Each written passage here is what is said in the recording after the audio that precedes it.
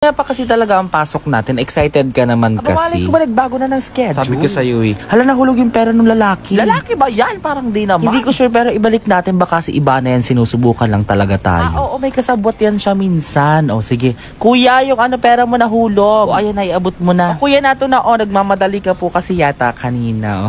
Sige po, you're welcome po. Ingat po kayo always. O ano nang sunod na gagawin? Ano ka ba? Hintayin na lang natin si Ivana. Sige, go. Halalaya na si Ivana!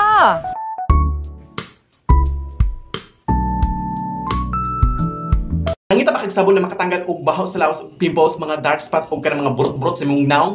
Gamitan na niya ato ang NC Kasari Glow Niacinamide with Glow to Time plus Goat's Milk Soap. Tulo na kabok sulod bar. Barato na kaayo sa halagang 160 pesos. Naa na kay tulo ka bar ang sulod ani. Grabe ka effective.